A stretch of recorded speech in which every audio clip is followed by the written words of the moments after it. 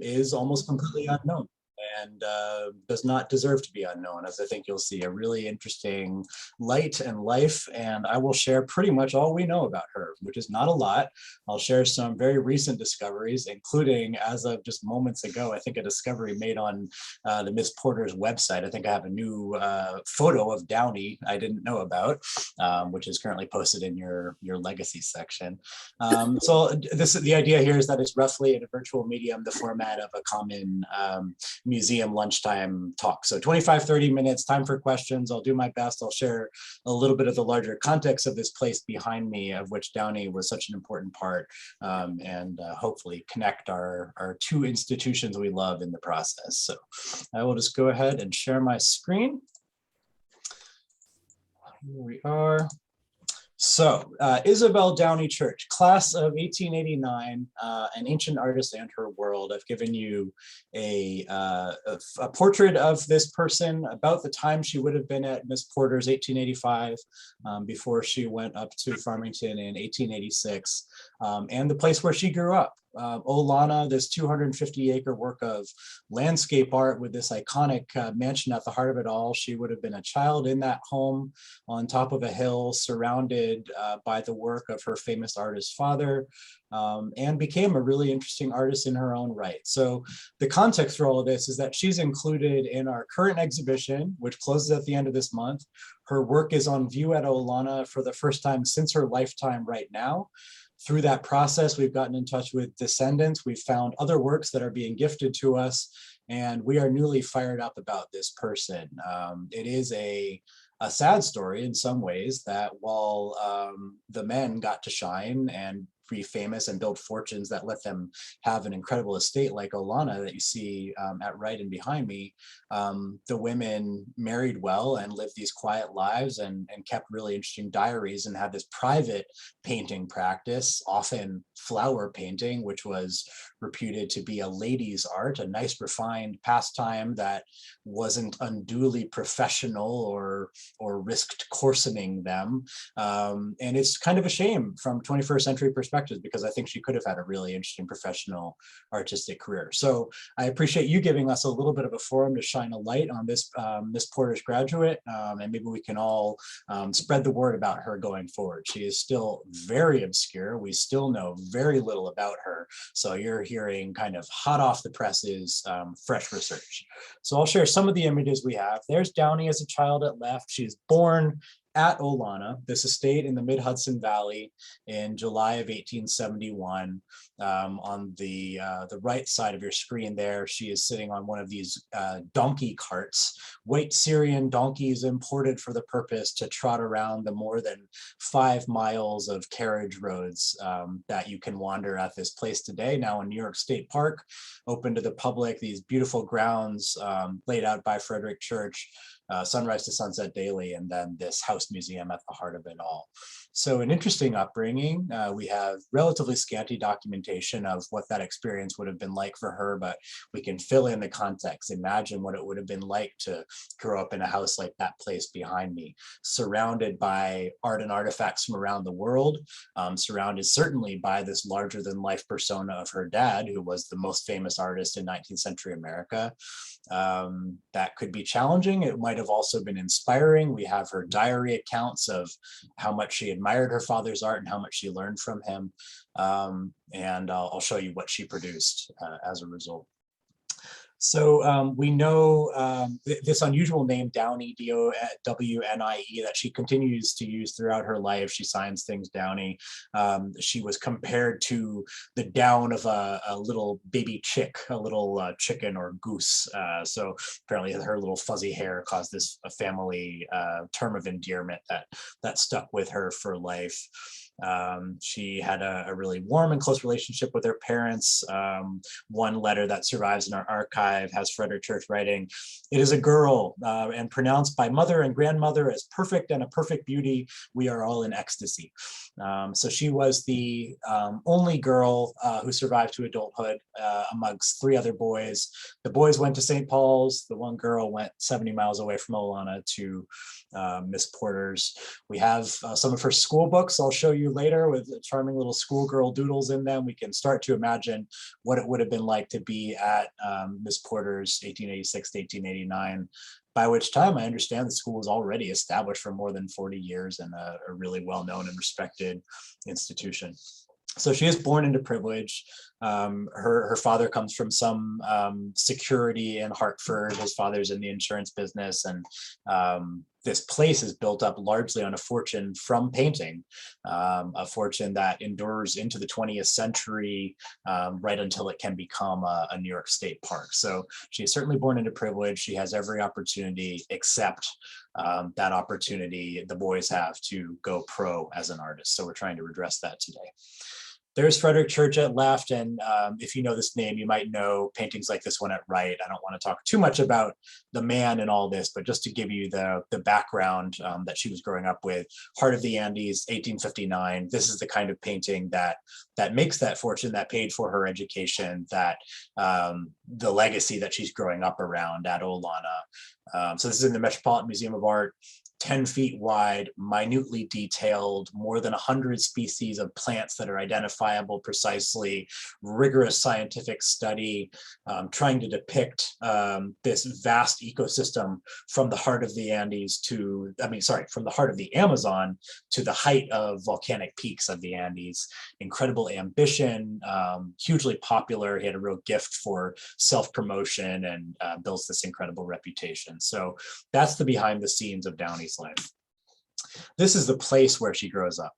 So 250 acres, you are all most heartily encouraged to come and visit. This is a very popular time of year to come with fall foliage, but it's lovely to come year round. Downie grew up here in the main house on top of the hill, but all of this is Olana. More than 5 miles of these roads you would have trotted along in little donkey carts, all these framed views, not practical roads accessing a market or something, but just a hilltop to look back over the property, a lake dug out by hand from a little swamp initially, just for the views. So this is an artist creating a three-dimensional work of landscape art. And it must have been a fascinating place to grow up. There was a working farm with little chickens like the Downie chicks for which she is named, orchard and kitchen garden, a whole working farm complex down here with the original family house on the property, and then that grand Orientalist house on top of the hill that was intended to appear Persian. It's not really any single style of architecture. It has some influences from Middle Eastern architecture, also Gothic and many other things. Architectural historians call it American eclecticism, a movement that was a kind of composite of all the world's architectures in the mid to late decades of the 19th century. So a remarkable place to grow up with lots of space to spread out and wander forests and fields and animals around. And she's not cut off from the world in the country. She's got the Hudson River, one of the arteries of the continent, a quick steamship ride down to New York City on one side, and she's got the small city of Hudson, New York on the other, with its train links into New England, into Hartford and beyond. So this was a very connected place, and the world came to her. She was meeting people like the great pioneering Egyptologist Amelia Edwards, the pioneering botanical artist Marianne North. People like Mark Twain were coming to dinner at Olana, so it must have been a fascinating place to grow up in, an inspiring one. There's a little better glimpse of this house that was designed by her dad, Frederick Church. He was a kind of painter architect.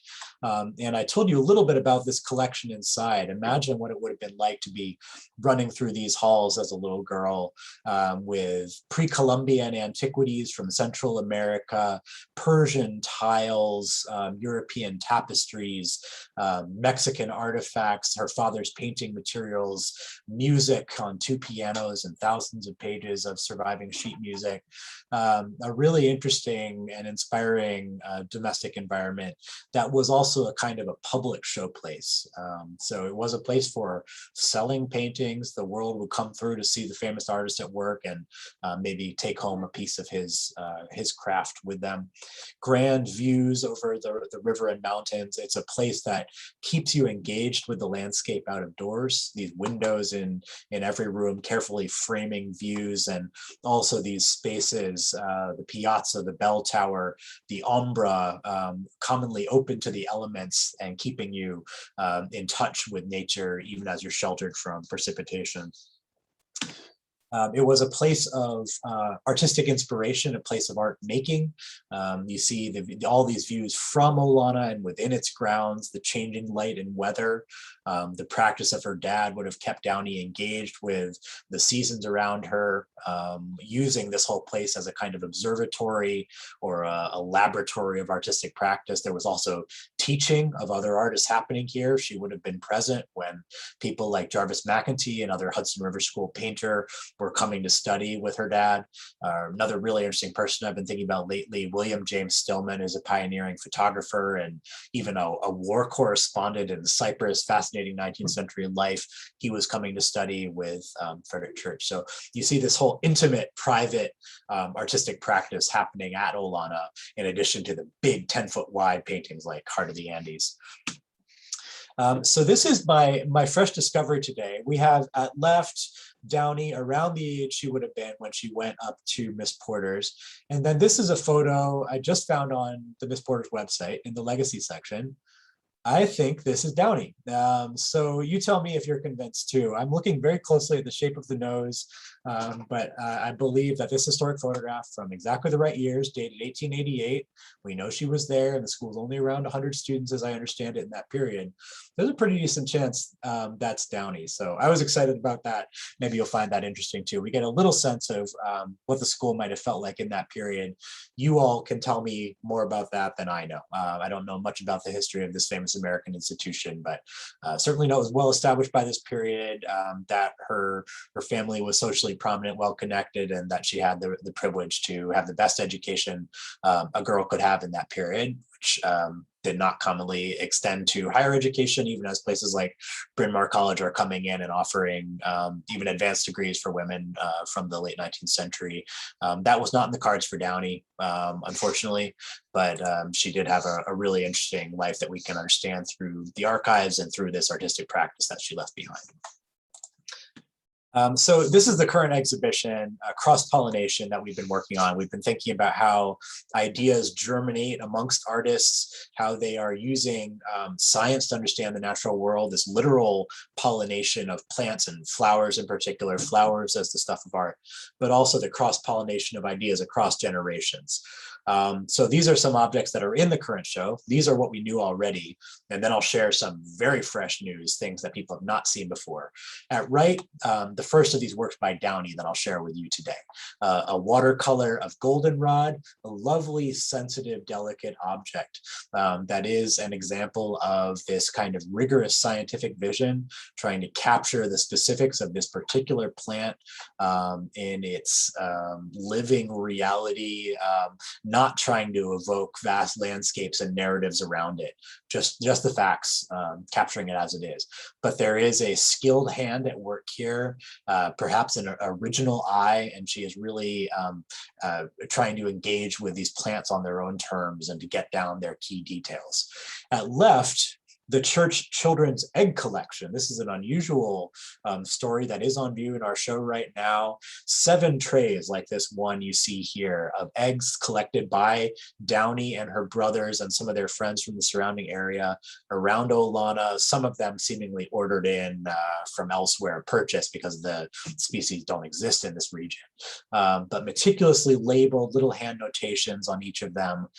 So again, we get a sense of a young woman, a young artist, learning from the art of nature itself, these beautiful little objects, eggshells, and putting that to practice in her own scientifically rigorous practice.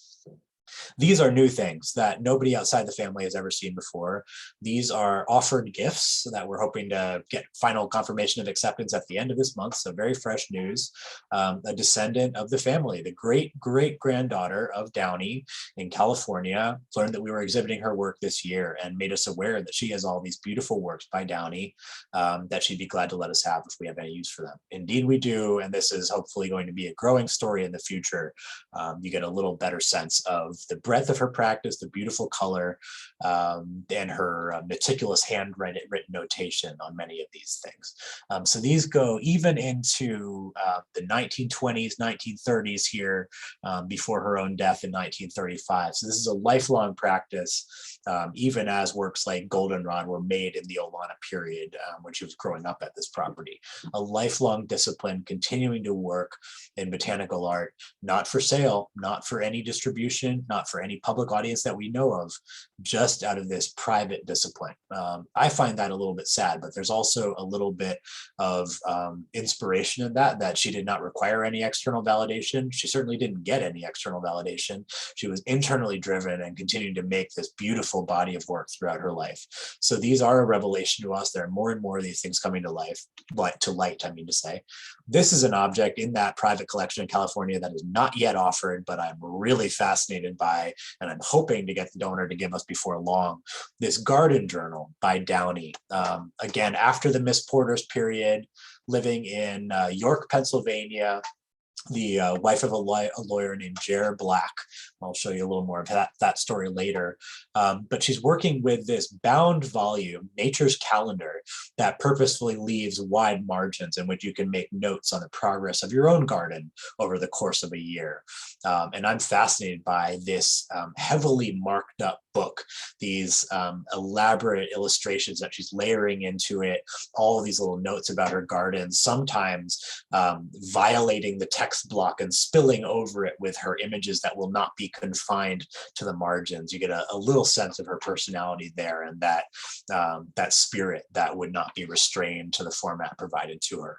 So again, another precious little glimpse of an artistic voice, little light in the darkness of a life that we don't know much about still. Another very obscure part of her practice, an intriguing object that is in the permanent collection of Olana still, is this quilt. And this is the best image we have of it. I've not seen it myself yet. It's in our offsite storage. This is a sign of her devotion to her parents throughout her life. This was a memorial quilt made from fragments of her mother's dresses. So an interest, again, a kind of a reputedly, not my words, the words of the time, a lady's art. This was a refined practice that was not unduly professional. It was considered a good outlet for her creative impulses, and ends up being a nice sign of devotion to her family. So we learn about her mother, Isabel Church, another story not as well told as it should be, through this really tantalizing object. The journal that went along with it, the little scraps of fabric, we find her saying, "I need some velvets and brocades. Her gowns are nearly all plain silk, and I want her patches to be perfect." So she's hoping to get some more color because her mother was such a simple dresser. The quilt was looking a little bit boring. So she's ordering in some extra fragments to make it a little more interesting. Again, a tantalizing glimpse of her as a creative voice. Other things in this private collection in California, this descendant that we're working on purchasing for Olana right now, are that portrait I showed you first. So this is a new object we didn't know about. It's mentioned in our archive, but we've never seen it before. This is a portrait of Downie by a prominent portrait painter of the 19th century named Felix Moscheles. This is 1885, 1 year before she goes up to Miss Porter's. So we're eager to bring that in. As you can see at this scale, it's going to need a little attention from our painting conservator. It's got a little tear there, that lower right, but a nice image of a refined young lady ready for the best education she could get in the period. At right, this is a Persian tile, likely by the maker Ali Muhammad Isfahani, who's already represented in our collection. I briefly pointed to an example of his work in the fireplace in that room I showed you, Persian tiles. This is also in that private collection, and we would love to bring that home as we work to tell global stories with this global collection. Certainly a lot of Middle Eastern art, Chinese and Japanese art, all kinds of objects from around the world that she was growing up with. So that's all very fresh. You are among the first people to see this stuff as we work to bring it back into the collection of the people of New York State. I work for this private nonprofit that represents that property, but this is all a New York State park that belongs to all of us now. So it's an incredible lens into the 19th century. We're fortunate to know as much as we do about this 19th century life, even as we wish we knew quite a bit more because of the family that lived in it until until 1964, cared for it as a museum even before it became one, and preserved the documentation, the collections that went with it, intact unto our own time. So these are a few things. You'll see my thumb there at lower right, just a quick snaps I made for you in our library yesterday, a couple of Downie's books belonging to Miss Downie Church. I can't prove very precisely that these were things she would have been assigned at Miss Porter's, but there's a possibility. These are a little sense of the schoolgirl at work. The dates give plausibility there. The book at least was published before she was at Miss Porter's. And then this one has her name on the cover. Right? You won't see her name written on the inside there. Not 100% it was her who made these charming little doodles inside, but because it was at least at some point used by her, there's a decent chance this is her at work here doodling, maybe getting a little distracted in class, although it could also be her slightly elder brothers. We don't know for sure, but little glimpse of her personality there. So this is something quite different. This is as I come to the end of my time here and open up to discussion and see what questions you might have that I probably won't be able to answer because I've told you just about all we know about Isabel Charlotte, aka Downie Church. This is another object connected to her story. This is a painting known as the Marine Sunset, aka the Black Sea, because this was in her possession when she had the new surname Black, marrying that lawyer in York, Pennsylvania, Jared Black. So this is a painting that used to be at Olana. This is now on the market, and it would be a dream to bring it back home to Olana someday, but we can't afford it right now. It's a very glorious, very unusual Frederick Church with that blood red sunset on the ocean. So these are the traces of her father's art that she brought with her. We know that she was affectionate about her father's work. I'm sort of putting words in her mouth and feeling indignant for her when we think about the career that she was not allowed to have. She seems to have felt a fairly uncomplicated relationship with her dad's legacy. In one quote, she says, "If I could only paint a little in his beautiful style, how happy I would be." So she seems to have been fairly humble about her own significant achievement in the arts, and felt that she learned a lot from her father. I can't prove to you that he was giving her specific instruction in art. That is the most likely scenario. We have no evidence of any other artistic education.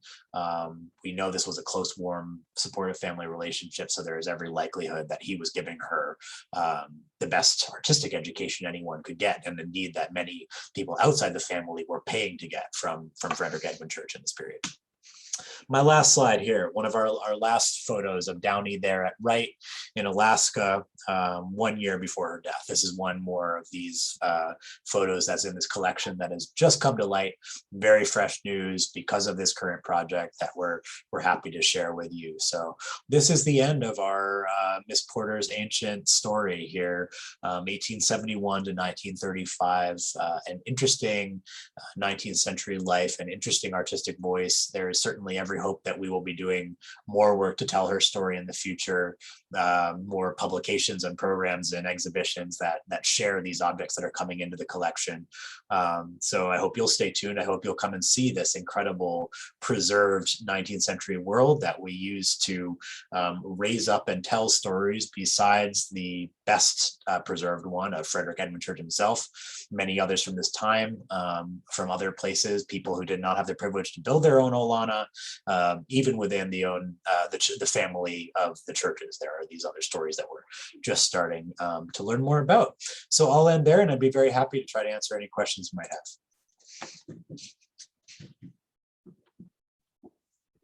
You had a question in the chat. Well, okay. Yes, that's a nice question. I'm relieved to get one that I can actually answer, because as I alluded, there's not much documentation here. I've shared just about all we know about this person. The relationship with Thomas Cole's daughter is one of the stories that we're telling in this show. So in case you're not aware, this is the other key artist of our region. This is our regular partner institution in the 21st century, the Thomas Cole National Historic Site. Half of our current exhibition is at that institution just across the Hudson River river from us. And in this show, we're talking about how Emily Cole was learning from her father, Thomas Cole, Downie Church from Frederick. And there is indeed some evidence of a relationship between Downie and Emily. The next generation, the women, the unfortunately named flower painters, who follow after these fathers who are allowed to have these big prominent globe striding careers.